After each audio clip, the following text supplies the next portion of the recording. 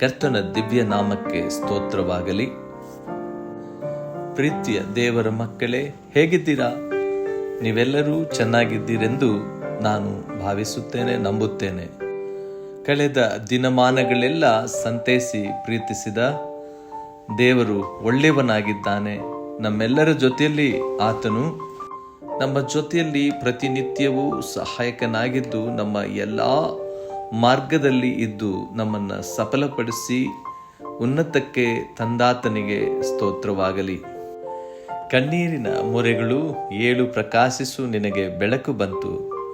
ಪ್ರತಿನಿತ್ಯವೂ ಈ ವಾಕ್ಯವನ್ನು ಆಲಿಸುವ ನಿಮ್ಮೆಲ್ಲರ ಜೀವನದಲ್ಲಿ ಕರ್ತನು ಇನ್ನಷ್ಟು ಆಶೀರ್ವದಿಸಿ ನಿಮ್ಮನ್ನು ಇನ್ನೂ ಹೆಚ್ಚು ಉಜ್ಜೀವನ ಆತ್ಮದಿಂದ ತುಂಬಲಿ. ಕರ್ತನಲ್ಲಿ ಪ್ರೀತಿಯ ದೇವರ ಮಕ್ಕಳೇ, ಯಾರೆಲ್ಲ ಆತನ ಶಬ್ದವನ್ನು ಕೇಳಬೇಕೆಂಬುದಾಗಿ ಆಸೆ ಪಡುತ್ತೀರೋ, ಕರ್ತನಲ್ಲಿ ಪ್ರೀತಿಯ ದೇವರ ಮಕ್ಕಳೇ, ನಿಮಗೆ ಒಂದು ಪ್ರಶ್ನೆಯನ್ನು ಕೇಳುತ್ತೇನೆ. ದೇವರ ಸನ್ನಿಧಿಯಲ್ಲಿ ಸಂತೋಷ ಇದೆಯಾ ಅಥವಾ ಭಯವಿದೆಯಾ? ಭಯ ಇಲ್ಲ ಅನ್ನುವರು ಕೈಗಳು ಮೇಲಕ್ಕೆತ್ತಿ, ಭಯ ಇದೆ ಅನ್ನುವರು ಕೈಗಳು ಕೆಳಗೆ ಇಳಿಸಿ. ಎರಡು ಗುಂಪಿನ ಜನರಿದ್ದೇವೆ. ಭಯ ಇದೆ ಎನ್ನುವರು ಇದ್ದಾರೆ, ಭಯ ಇಲ್ಲದವರು ಇದ್ದಾರೆ.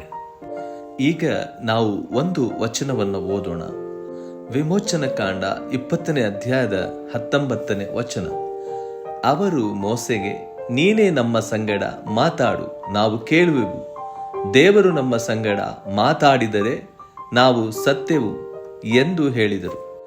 ಪ್ರಿಯ ಮಕ್ಕಳೇ, ದೇವರು ಇಸ್ರಾಯೇಲರನ್ನ ಐಗುಪ್ತ ದೇಶದಿಂದ ಬಿಡಿಸಿಕೊಂಡು ಕೆಂಪು ಸಮುದ್ರವನ್ನು ದಾಟಿಸಿಕೊಂಡು ಆ ಅಡವಿಯಲ್ಲಿ 40 ವರ್ಷಗಳ ಕಾಲ ಅವರನ್ನು ಪೋಷಿಸಿ ಮನ್ನವನ್ನು ನೀಡಿ ಬಂಡೆಯನ್ನು ಸೀಳಿ ಬಂಡೆಯ ಒಳಗಿನಿಂದ ಅವರಿಗೆ ನೀರನ್ನು ಕೊಟ್ಟು ದಾಹವನ್ನು ತಣಿಸಿದ ದೇವಾದಿ ದೇವನ ಅತಿಶಯವನ್ನ ಮರೆತು ಹೋದರು. ದೇವರು ಅವರಿಗೆ ಮೇಘಸ್ತಂಭವಾಗಿದ್ದು ಅಗ್ನಿಸ್ತಂಭವಾಗಿದ್ದು ಪ್ರತಿನಿತ್ಯವೂ ಅವರಿಗೆ ನಡೆಸಿಕೊಂಡು ಬಂದಂತ ದೇವರು. ಇಸ್ರಾಯೇಲರು ಬಿಟ್ಟಿ ಕೆಲಸವನ್ನು ಮಾಡುತ್ತಾ ಆ ದೇಶದಲ್ಲಿ ಅಳುತ್ತಾ ಸಂಕಟ ಪಡುತ್ತಿರುವಂತ ಅವರ ಪ್ರಾರ್ಥನೆಯನ್ನು ಕೇಳಿ ದೇವರು ಅವರನ್ನ ಆ ಐಗುಪ್ತದಿಂದ ಬಿಡಿಸಿದ್ದು ಅವರನ್ನ ಕೊಲ್ಲುವುದಕ್ಕಾಗಿ ಅಲ್ಲ, ಅವರನ್ನ ಸಾಯಿಸುವುದಕ್ಕಾಗಿ ಅಲ್ಲ, ಅವರನ್ನ ಬದುಕಿಸಿ ಆ ಹಾಲು ಜೇನು ಹರಿಯುವ ಕಾನಾನ್ ದೇಶಕ್ಕೆ ಒಯ್ಯುವುದಕ್ಕಾಗಿಯೇ ಆತನು ಅವರನ್ನ ರಕ್ಷಣೆ ಮಾಡಿದನು. ಕರ್ತನಲ್ಲಿ ಪ್ರೀತಿಯ ದೇವರ ಮಕ್ಕಳೇ, ಈ ಒಂದು ವಚನದಲ್ಲಿ ನಾವು ನೋಡುವಾಗ ಅವರು ಹೇಳುವಂತ ಸಂಗತಿ ಏನೆಂದರೆ, ಮೋಸೆ ನೀನು ನಮ್ಮ ಸಂಗಡ ಮಾತಾಡು, ದೇವರು ಮಾತಾಡಿದರೆ ನಾವು ಸತ್ತೋಗ್ಬಿಡ್ತೀವಿ ಎಂಬುದಾಗಿ ಅವರು ಹೇಳ್ತಾ ಇದ್ದಾರೆ. ದೇವರು ನಮ್ಮನ್ನ ಸಾಯಿಸುವನಲ್ಲ, ನಮಗೆ ಜೀವ ಉಂಟು ಮಾಡುವನು. ಕರ್ತನಲ್ಲಿ ಪ್ರೀತಿಯ ದೇವರ ಮಕ್ಕಳೇ, ದೇವರು ನಮ್ಮ ಆತ್ಮವು ಜೀವವು ನಿತ್ಯವಾಗಿರಬೇಕೆಂದು ಆತನು ಪ್ರೀತಿಸುತ್ತಾನೆ. ಕರ್ತನಲ್ಲಿ ಪ್ರೀತಿಯ ದೇವರ ಮಕ್ಕಳೇ, ಕರ್ತನು ನಮ್ಮಿಂದ ಬಯಸುವಂಥದ್ದೇನೆಂದರೆ, ನಾವು ಪಾಪದಲ್ಲಿ ಹೊಲಸುತನದಲ್ಲಿ ಬಿದ್ದು ನಮ್ಮ ಪರಿಶುದ್ಧ ಜೀವಿತವನ್ನು ನಷ್ಟ ಮಾಡಿಕೊಳ್ಳಬಾರದೆಂದು ಆತನು ಇಷ್ಟಪಡುತ್ತಾನೆ. ವಿಮೋಚನ ಕಾಂಡ 20ನೇ ಅಧ್ಯಾಯ 20ನೇ ವಚನವು ನಮಗೆ ಹೀಗೆ ಹೇಳುತ್ತದೆ. ಅದಕ್ಕೆ ಮೋಸೆ, ಭಯಪಡಬೇಡಿರಿ, ದೇವರು ನಿಮ್ಮನ್ನು ಪರೀಕ್ಷಿಸಬೇಕೆಂತಲೂ ತನಗೆ ಭಯಪಟ್ಟು ನೀವು ಪಾಪವನ್ನು ಮಾಡಬಾರದೆಂತಲೂ ಬಂದಿದ್ದಾನೆ ಅಂದನು. ಜನರು ದೂರದಲ್ಲಿ ನಿಂತರು. ನೋಡಿರಿ, ದೇವರು ನಮ್ಮ ಪರಿಶುದ್ಧತೆಯ ಮೂಲಕವಾಗಿ ನಾವು ಆಶೀರ್ವಾದ ಪೂರ್ಣರಾಗಬೇಕು, ನಮ್ಮ ಜೀವ ಉಳಿಯಬೇಕೆಂದು ಆತನು ಬಯಸುತ್ತಾನೆ. ಕರ್ತನು ನಮ್ಮ ಆತ್ಮ ಉಳಿಯಬೇಕೆಂದು ಆತನು ಆಸೆ ಪಡ್ತಾನೆ. ಅದನ್ನ ಬಿಟ್ಟು ಸರಾಯಿ ಕುಡಿತೀನಿ, ಬೀಡಿ, ಸಿಗರೇಟ್, ಗುಟ್ಕ, ಜೂಜಾಟ, ಇಸ್ಪೆಟ್, ವೇಷವಾಟಿಕೆ, ಅಶ್ಲೀಲವಾದ ಚಿತ್ರಗಳು ಇವೆಲ್ಲವೂ ಪಾಪದ ಕತ್ತಲೆಯ ಮಾರ್ಗದ ಕಡೆಗೆ ನಡೆಸುವಂಥದ್ದಾಗಿದೆ. ಕರ್ತನಿಗೆ ಸ್ತೋತ್ರವಾಗಲಿ. ಮನುಷ್ಯನಿಗೆ ಎರಡು ರೀತಿಯಾದ ಭಯ ಇರುತ್ತದೆ. ಒಂದು ಕರ್ತಾದಿ ಕರ್ತನು ದೇವಾದಿ ದೇವನ ಭಯವು.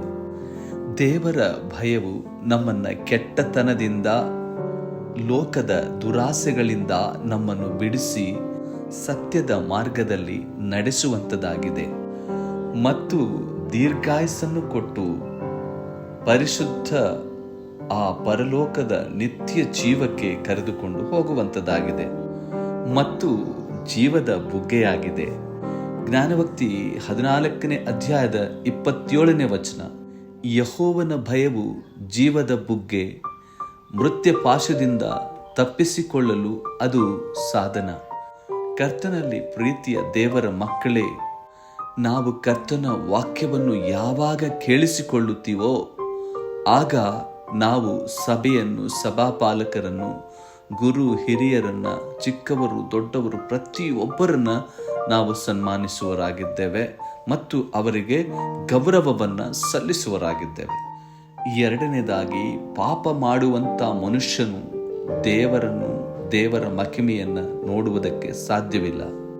ಇಸ್ರಾಯೇಲರು ಯಾಕೆ ಭಯಪಟ್ಟರು ದೇವರ ಶಬ್ದಕ್ಕೆ? ಅವರು ಪಾಪ ಮಾಡಿದರು, ಪಾಪದಲ್ಲಿ ಇದ್ದರು.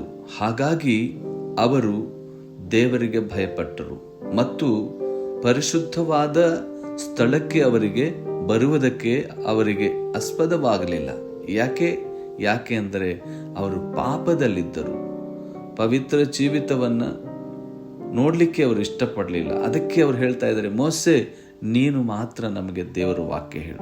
ಇವತ್ತು ಮನುಷ್ಯನ ಮಾತುಗಳು ಮಾತ್ರ ಕೇಳಲಿಕ್ಕೆ ಇಷ್ಟಪಡ್ತಾ ಇದ್ದೇವೆ, ಆದರೆ ದೇವರ ಶಬ್ದವನ್ನು ಕೇಳಿಸಿಕೊಳ್ಳುವುದಕ್ಕೆ ಇವತ್ತು ಮನುಷ್ಯನು ಇಷ್ಟಪಡ್ತಾ ಇಲ್ಲ. ಕರ್ತನಲ್ಲಿ ಪ್ರೀತಿಯ ದೇವರ ಮಕ್ಕಳೇ, ಎಂದಿನವರೆಗೂ ಮನುಷ್ಯನ ಒಳಗಡೆ ಇರುವಂಥ ಪಾಪದ ಹುಳವು ಸಾಯುವುದಿಲ್ಲವೋ ಅಂದಿನವರೆಗೂ ಪರಿಶುದ್ಧವಾದ ಬೆಳಕು ಬರುವುದಿಲ್ಲ.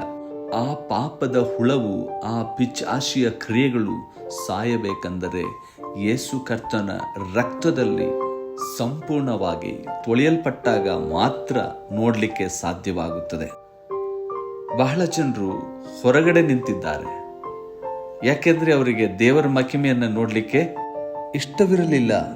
ಎಲ್ಲರೂ ಆತನ ಮಹಿಮೆಯನ್ನು ನೋಡುವುದಕ್ಕೆ ಆ ಸಮಾರ್ಯ ಸ್ತ್ರೀ ಯಾವ ರೀತಿಯಲ್ಲಿ ಓಡಿ ಬಂದು ಆತನ ಪಾದಕ್ಕೆ ಅಡ್ಡ ಬಿದ್ದಳೋ ಅದೇ ರೀತಿಯಲ್ಲಿ ನಮ್ಮ ಜೀವನ ಆತನ ಬಳಿಯಲ್ಲಿ, ಆತನ ಪಾದಗಳಿಗೆ ನಾವು ಅಡ್ಡ ಬೀಳುವುದಾದರೆ, ಆತನ ಪಾದಗಳನ್ನು ಗಟ್ಟಿಯಾಗಿ ಹಿಡಿದುಕೊಳ್ಳುವುದಾದರೆ, ಮಹಿಮೆಯ ಸ್ವರೂಪನು ತನ್ನ ಮಹಿಮೆಯನ್ನು ತೋರಿಸುತ್ತಾನೆ. ನಂಬುವರ ಜೀವನದಲ್ಲಿ ಅದ್ಭುತ ಅತಿಶಯವನ್ನು ಮಾಡುತ್ತಾನೆ. ನಾವು ಅಪರಾಧಗಳಿಂದ ದೂರ ದೂರ ದೂರ ಇರಬೇಕು. ಅನಿಲ್ ಎನ್ನುವಂಥ ಒಬ್ಬ ವಿದ್ಯಾರ್ಥಿಯು, ಅವನ ಶಾಲೆಗೆ 1 ತಿಂಗಳು ರಜೆ ಕೊಡಲಾಗಿತ್ತು. ಅವನ ಕ್ಲಾಸ್ ಟೀಚರು ಅವನಿಗೆ ಒಂದು ವಿಚಿತ್ರವಾದ ಮನೆಯ ಕೆಲಸವನ್ನು ಕೊಟ್ಟಳು. ಅನಿಲ್, ಈ ಡಬ್ಬೆಯಲ್ಲಿ ಮೊಳೆಗಳಿವೆ, ಹಲಿಗೆ ಹಾಗೂ ಸುತ್ತಿಗೆಯನ್ನ ಇಟ್ಟುಕೋ. ನೀನು ರಜೆಯಲ್ಲಿ ತಪ್ಪು ಮಾಡುವಾಗಲೆಲ್ಲ ಒಂದೊಂದು ಮೊಳೆಯನ್ನು ಹೊಡೆಯಬೇಕು. ಅನಿಲ್ ಕೂಡಲೇ ಎಸ್ ಮಿಸ್, 1 ಮೊಳೆಯಾದರೂ ಹಲಗೆಗೆ ಹೊಡೆಯದಂತೆ ತಪ್ಪು ಮಾಡದೆ ಒಳ್ಳೆಯವನಾಗಿರುವೆನು ಎಂದು ಹೇಳಿ ಹೋದನು. ಅನಿಲ್ 3 ದಿವಸಗಳ ಕಾಲ ಒಳ್ಳೆಯವನಾಗಿಯೇ ಇದ್ದನು. 4ನೆಯ ದಿನದಲ್ಲಿ ಸುಳ್ಳು ಹೇಳಿದಾಗ ಆಗ ಅವನ ಟೀಚರ್ ಹೇಳಿದ ಮಾತನ್ನು ನೆನಪು ಮಾಡಿಕೊಂಡು ಹಲಗೆಗೆ 1 ಮೊಳೆಯನ್ನ ಹೊಡೆದನು. ನಂತರ ಇತರ ಬಾಲಕರೊಂದಿಗೆ ಜಗಳ ಮಾಡುವಾಗಲೆಲ್ಲ ಇನ್ನೊಂದು ಮೊಳೆ ಹೊಡೆಯುವುದು ಅವನಿಗೆ ಕುತೂಹಲವಾಗಿ ತೋರಿತು. ರಜೆ ಮುಗಿಯುವುದರೊಳಗೆ ಎಲ್ಲ ಮೊಳೆಗಳು ಹಲಗೆಯ ಮೇಲೆ ತುಂಬಿಸಿಬಿಟ್ಟನು.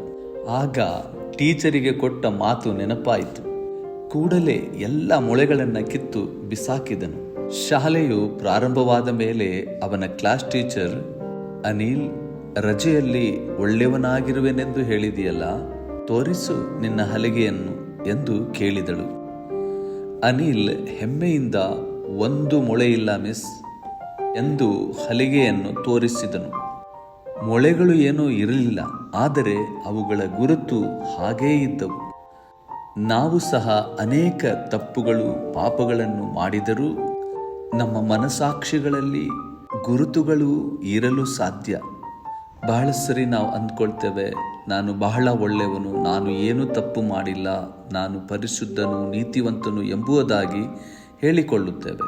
ಆದರೆ ಎಷ್ಟೋ ನಮ್ಮ ಮನಸ್ಸಾಕ್ಷಿಗೆ ಮೀರಿದ ಗುರುತುಗಳು ನಮ್ಮ ಒಳಗಡೆ ಅಪರಾಧವಾಗಿ ಇರುವಂಥದ್ದಾಗಿದೆ. 1 ತಿಮೋತಿ 4ನೇ ಅಧ್ಯಾಯದ 2ನೇ ವಚನ, ಸುಳ್ಳು ಬೋಧಕರು ಬಂದು ಸ್ವಂತ ಮನಸ್ಸಿನಲ್ಲಿ ಅಪರಾಧಗಳೆಂಬ ಬರೆವುಳ್ಳವರಾದರು, ತಾವು ನೀತಿವಂತರೆಂದು ತೋರ್ಪಡಿಸಿಕೊಂಡು ಅವರನ್ನು ಮರಳುಗೊಳಿಸಿ, ಪ್ರಿಯರಾದ ಮಕ್ಕಳೇ, ಸುಳ್ಳು ಕಪಟ ಹೇಳುವಂಥ ಅನೇಕರಿಂದ ನಾವು ದೂರವಾಗಿರಬೇಕು. ಈ ಕಾಲದಲ್ಲಿ ಯಾರು ನೀತಿವಂತರು, ಯಾರು ಒಳ್ಳೆಯವರು, ಕೆಟ್ಟವರು ಎಂಬುದಾಗಿ ಯಾವುದು ಅರ್ಥವಾಗದ ಒಂದು ಪರಿಸ್ಥಿತಿಯಲ್ಲಿ ನಾವಿದ್ದೇವೆ. ಅದಕ್ಕಾಗಿ ಕರ್ತನ ವಚನದಲ್ಲಿ ನಾವು ಹೆಚ್ಚಾಗಿ ಸಮಯವನ್ನು ನಾವು ಹಾಕುವಾಗ ಸತ್ಯವನ್ನು ತಿಳಿದುಕೊಳ್ಳುತ್ತೇವೆ. ಯಾರು ಸುಳ್ಳು ಬೋಧಕರು, ಯಾರು ವಂಚಿಸುವರು, ಯಾರು ಎಂಥವರು ಎಂಬುದಾಗಿ ತಿಳಿದುಕೊಳ್ಳುವಂಥ ಜ್ಞಾನವು ನಮಗೆ ದೇವರ ವಾಕ್ಯದಲ್ಲಿ ಸಿಗುವಂಥದ್ದಾಗಿದೆ. ಪರಿಶುದ್ಧಾತ್ಮನು ತಿಳಿಸುವರಾಗಿದ್ದಾರೆ. ಹಾಗಾಗಿ ಎಚ್ಚರಿಕೆಯಾಗಿರೋಣ, ಆತನ ಸ್ವರವನ್ನು ಪ್ರತಿದಿನವೂ ಕೇಳೋಣ. ಕರ್ತನು ನಮ್ಮೆಲ್ಲರನ್ನು ಆಶೀರ್ವದಿಸಲಿ. ಆಮೇನ್.